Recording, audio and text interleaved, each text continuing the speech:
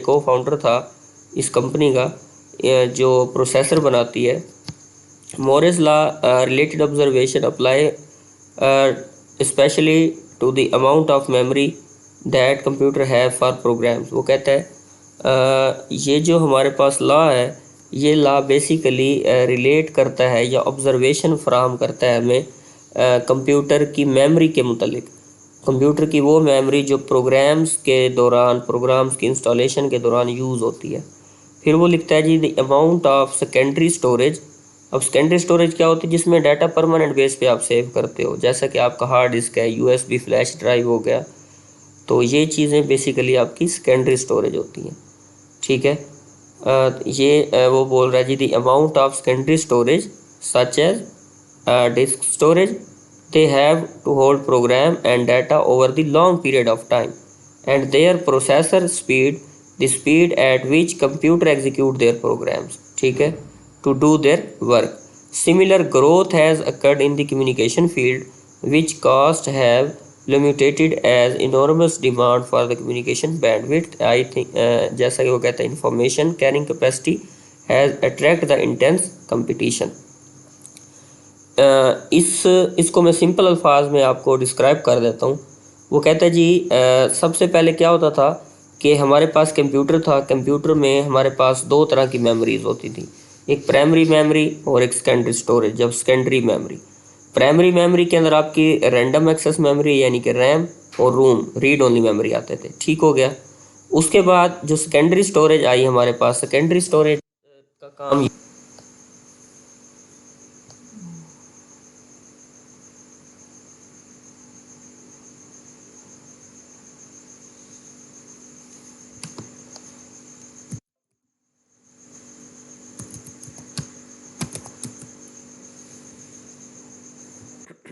जी, तो हम डिस्कस कर रहे थे मोरिस लॉ को। इसमें बेसिकली हम बात कर रहे थे कि जो हमारे पास कंप्यूटर सिस्टम होता है उसमें टू टाइप्स की मेमोरीज होती हैं। एक मेमोरी को जो है हम बोलते हैं सेकेंडरी मेमोरी, और एक को हम बोलते हैं प्राइमरी मेमोरी। जो सेकेंडरी मेमोरी होती है बेसिकली वो आपकी परमानेंट मेमोरी नहीं होती। वो उस टाइम यूटिलाइज होती है जब आपका प्रोग्राम या आपका सॉफ्टवेयर एग्जीक्यूट हो रहा होता है by the help of processor. उस टाइम जो है वो आपका जो सोर्स कोड होता है, जो आपका सॉफ्टवेयर होता है, वो उस मेमोरी में लोड होता है और वो मेमोरी वो डाटा जो है वो फ्राहम कर रही होती है प्रोसेसर को। जबकि आपका जो सेकेंडरी स्टोरेज है, सेकेंडरी स्टोरेज में आपकी हार्ड डिस्क वगैरह आ जाती है। अब ये चीज़ क्या करती है सेकेंडरी स्टोरेज? सेकेंडरी स्टोरेज आपके प्रोग्राम्स को या सॉफ्टवेयर को या डाटा को या फाइल्स को या फोल्डर्स को लॉन्ग पीरियड ऑफ टाइम के लिए अपने अंदर सेव रखती है। फिर जब आपको वो चीज़ ज़रूरत होती है, आप उस फाइल या फोल्डर को ओपन करते हैं और उसको यूज़ कर लेते हैं। फिर वो यहाँ पे ये बता रहा है कि आजकल क्या हो रहा है कि कम्युनिकेशन की फील्ड के अंदर ग्रोथ आई है। ठीक है, जिस वजह से अब आपकी जो कास्ट है वो ज़्यादा आती है किस चीज़ के ऊपर? बैंड विड्थ को ख़रीदने के ऊपर। बैंड विड्थ का मतलब होता है कैपेसिटी ऑफ चैनल, कि किसी चैनल की बैंड विड्थ जितनी ज़्यादा होगी उतनी ही उस चैनल की या उस नेटवर्क की कम्युनिकेशन ज़्यादा फास्ट होगी और उतनी ही उस चैनल की इंफॉर्मेशन कैरिंग कैपेसिटी ज़्यादा होगी। ठीक है, जिस वजह से आपका इंटेंस कंपटीशन अट्रैक्ट हुआ है। तो आजकल अगर आप गौर करें तो अगर आपका मोबाइल है, फ़र्ज़ करें उसकी स्टोरेज ज़्यादा नहीं है, तो दूसरी चीज़ उसमें आप ये देखते हैं कि चलें इसमें इंटरनेट वगैरह की स्पीड ठीक आती है क्या? ये 4G मोबाइल है, 3G मोबाइल है या 5G इनेबल्ड है? तो ये चीज़ भी आप आजकल साथ देख रहे होते हैं कि चलें अगर एक मोबाइल है उसकी स्टोरेज कैपेसिटी ज़्यादा है, उसकी रैम ज़्यादा है, फ़र्ज़ करें दोनों मेमोरीज यानी कि अच्छी हैं, उसमें प्राइमरी मेमोरी भी अच्छी है और उसमें सेकेंडरी मेमोरी भी अच्छी है, लेकिन उसकी इंटरनेट की स्पीड या कम्युनिकेशन की जो बैंड विड्थ है वो अच्छी नहीं है, तो तब भी उसका कोई फ़ायदा नहीं है। ठीक है, तो मॉरिस लॉ में ये चीज़ें बेसिकली डिस्कस की जा रही होती हैं। तो इसी चीज़ को देखें, उसने स्टार्ट में यहाँ पे बताया था कि एवरी ईयर, वो कहते हैं हर साल, यू प्रोबेबली एक्सपेक्ट टू पे at least a little more for most products and services. तो अभी अगर आप गौर करें तो आजकल हम लोग यही कर रहे हैं ना कि आए साल हम ज़्यादा बेहतर चीज़ ख़रीदने के लिए, ज़्यादा अच्छी सर्विस ख़रीदने के लिए हम पहले से ज़्यादा पे कर रहे हैं। फ़र्ज़ करें पहले हमारे पास मोबाइल थे, सिंपल थे, तो उसमें क्या होता था कि एक तो उस मोबाइल की कॉस्ट कम होती थी, दूसरा उसके ऊपर इंटरनेट वगैरह नहीं चलता था, तो हम पैकेज वगैरह भी नहीं लगाते थे। तो जब हमारे पास मोबाइल अच्छे वाला आ गया, हमारे पास स्मार्टफोन आ गया, हमारे पास आईफोन आ गया, तो हमने उस प्रोडक्ट के लिए भी पैसे ज़्यादा खर्च किए, प्लस उस मोबाइल के ऊपर जो सर्विसेज आ रही हैं, यानी कि इंटरनेट की जो सर्विसेज आ रही हैं, उसको हासिल करने के लिए भी हमने पे किया। तो ओवरऑल जो हमारी कास्ट है पिछले सालों से, वो अब के सालों में ज़्यादा हो गई है। पहले हमारे मोबाइल का ख़र्चा कम था, अब हमारे मोबाइल का ख़र्चा ज़्यादा है। क्यों? कि हम प्रोडक्ट को भी महंगा ख़रीद रहे हैं, प्लस उस प्रोडक्ट पर जो सर्विसेज आ रही हैं उसको भी इनेबल करने के लिए हम ज़्यादा पैसे जो है वो स्पेंड कर रहे हैं पहले की निस्बत।